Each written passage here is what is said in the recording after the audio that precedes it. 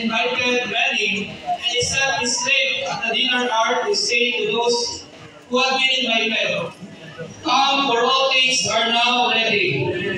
So, ang phrase diri mga igsoon na naka-strike is, "Come, for all things are now ready."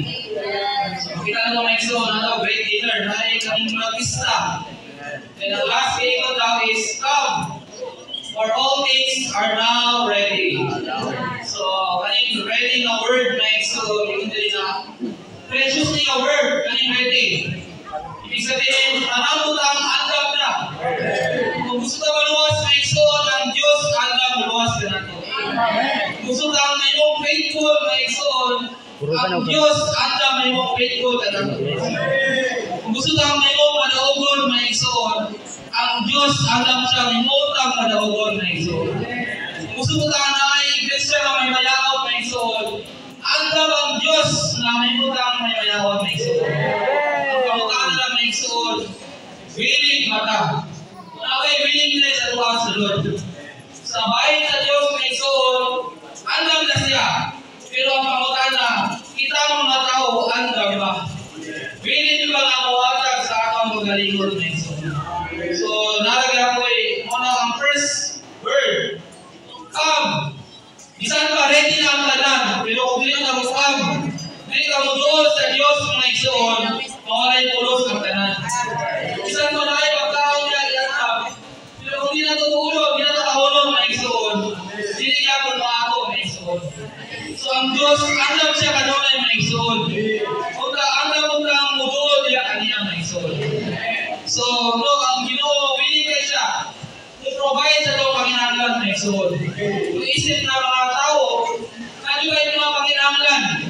Di ba, ang mga tao natay needs and wants. Ano niyo ba, wants and needs? Ang needs sa una, shelter, food, clothing, mga na. Pero karoon, dumagala. Na-internet, na-cellphone. So, kumato na sa tao, mamatay ang tao na igsoon. Juntik lang niya, magminsahe ka. So, ang tao na siya yung panginahanglan sa pagalingon. Pero, kinakato na ang igsoon, kinakato na ang buwan na ang Diyos na siya yung panginahanglan. Kung kaling panginahanglan, kasi ako kaling, kaysa sa panginahanglan sa tao. Kung sa akong sulod ang igsoon, kung natin magbati na naimulang ito ang sulod, spiritually, ibig sabihin, nagkulang na Diyos na ito ang sulod na igsoon. Ibig sabihin, nagkulang na pagpaimulos niya kaniya ang igsoon. So, maunang, hindi mo din mga amag sa itong needs sa Ginoo. Kaya ang tao, balumata na yung dagat kayo needs. Pero, kaya mo na ito i-consider ang kinahanglan sa Diyos na igsoon. Anong gawin niya nakita na praise? Una ang Ginoo. Ito, dagat tayo. Sa kilid, una daw ang Ginoo. Ang pangutana na igsoon. Kakisa bang panginahanglan ang una-una itong itabo na igsoon? Ato bang panginahanglan? Or ang panginahanglan sa Diyos ang ato unahong pagbuon na igsoon? So muna, ang una din, God still and God's goal. Pero kanya, una ang Ginoo. Mga digdag kilid, ito na magalang tayo. Una, ang buwan na ito ay igsoon na kinalan ito, unahon, pagbuon na ito ang panginahanglan sa Diyos na igsoon. Okay, kung unahon na ito itong kaugalingon, unsa na lang ang panginahanglan sa Diyos na igsoon. So, muna, di ba sa Matthew, seek first His kingdom. Unahon na ito ang Diyos na igsoon. So, ang unang panginahanglan sa Diyos is muhatag.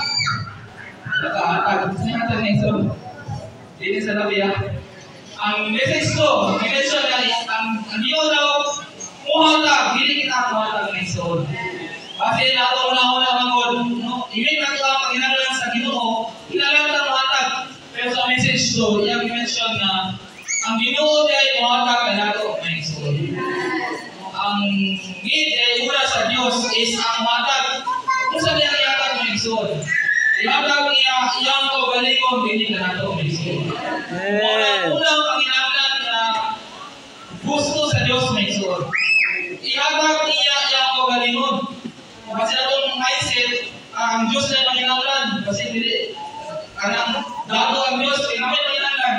So, kinahanglan ito, Provide lang, dili ka na naman.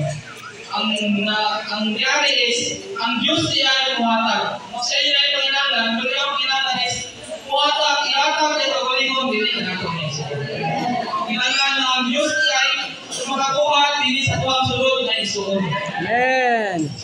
So, all lang karon ang pamutana is, kung ganiya, willing ko lang na isuon, mamudawat sa iya. Ihatag niya pagalingon. Dapat ito ang willing na mamudawat sa iya na isuon.